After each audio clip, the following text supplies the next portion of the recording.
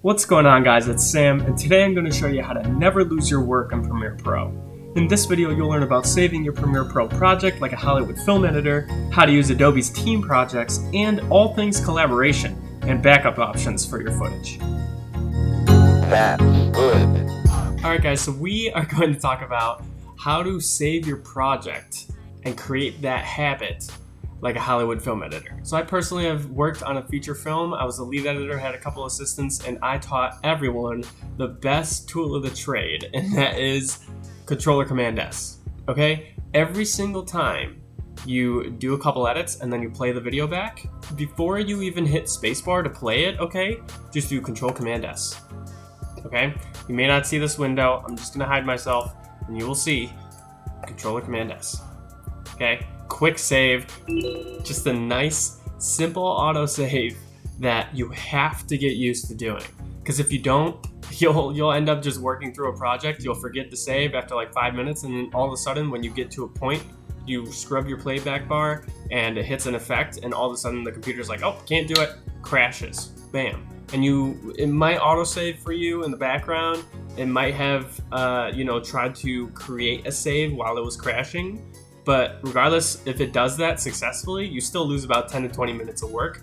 And that work could be key to making or breaking your video. So every time before you play the video, Command-S. So what you can also do, we can change how often it autosaves. So let's go ahead, let's go to Edit, let's go to Preferences, and then let us find Autosave. Okay, so it opens up this autosave window, and I save mine every 5 minutes. So every 5 minutes when I'm not doing anything, and I'm not in the middle of editing, it'll save. It's not gonna interrupt you while you're doing a trim, but it'll interrupt you right when the trim has been performed.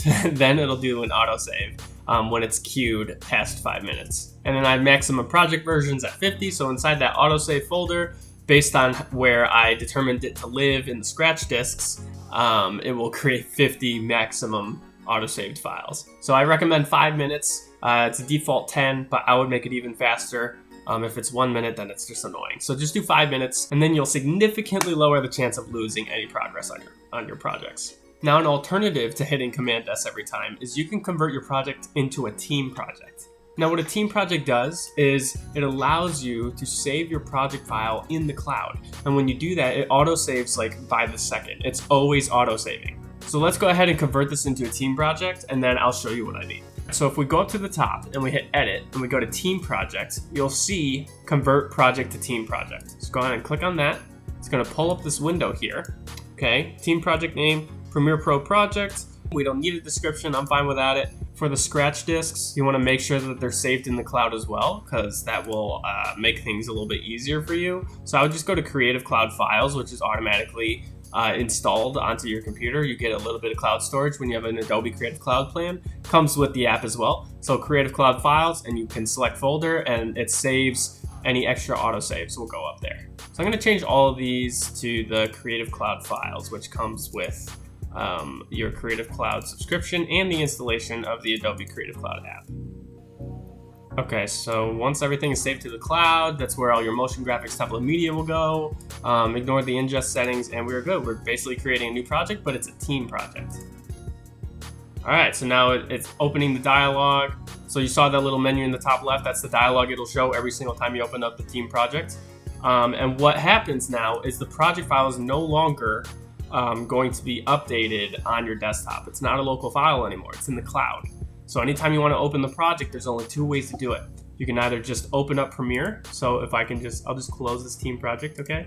And you'll notice when I try to close it, it asks if I want to share or do not share. So I'm going to hit share, because what that does is it brings up this dialog and it talks about everything that I've added to the project. So it has to upload all this data to the cloud. It doesn't actually upload the video files themselves. It uploads what the team project needs to know in order to pull the footage from your hard drive and recognize that it needs to use it inside of the project file. So we'll go ahead and hit share.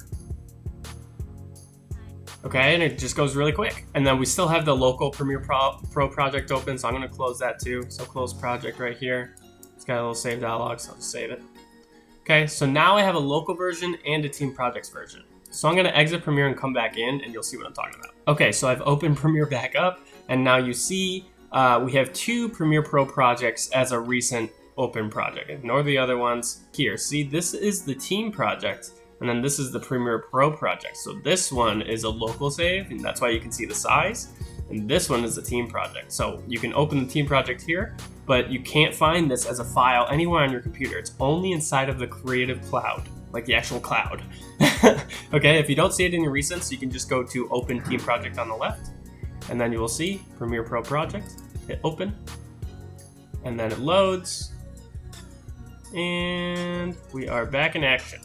Just gonna kind of pull this down here, change the view. All right. So within team projects, you'll notice that there's these little arrows, save my changes, get latest changes. That's for collaboration. But if you want to actually do a save, you'll want to hit that share my changes. So if I want to bring this caption file down, it will update and it'll show that I have this little arrow here to share my changes. It says waiting to synchronize. Pulls up this window and it says I edited it. So I can even leave a note. I'll just be like trimmed captions.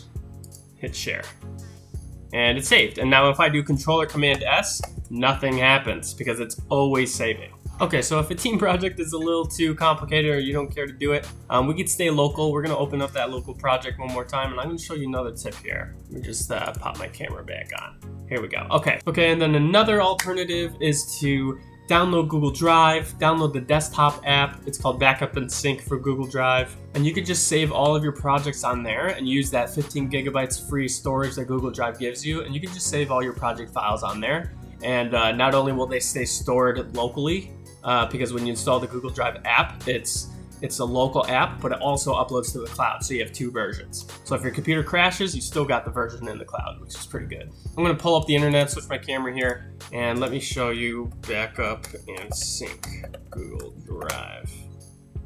See, download Backup and Sync. This is what it looks like. You wanna click that button, and it'll work. You can alternatively use Crash Plan, but Crash Plan is, oh, here's my login. This is a fantastic app. I highly recommend it. Let me just Google it. Okay, so Crash Plan right here. I love this app, $10 a month, unlimited backup, unlimited external drives plugged in. It's incredible. I would use it if you have a ton of footage and you need to protect it. It's very important to not let your computer die and lose all of your footage. Google is always free, just for the first 15 gigs. Crash Plan gives you unlimited data for $10 a month. I'm definitely not affiliated with these guys, but I use them all the time and I love using them. So please check them out if you're looking for some extra storage solutions. And if you have any additional questions on that, just leave them in the comments below. But yeah, that's all I got. We went over saving habits and team projects, and also how to back up your footage and what apps to use. If you have additional questions, once again, just leave them down in the comments, and I will see you guys in the next video. Hey guys, so this tutorial is from a full course on Adobe Premiere Pro. Go to ParEdits.com/Premiere Pro or click the link in the description down below.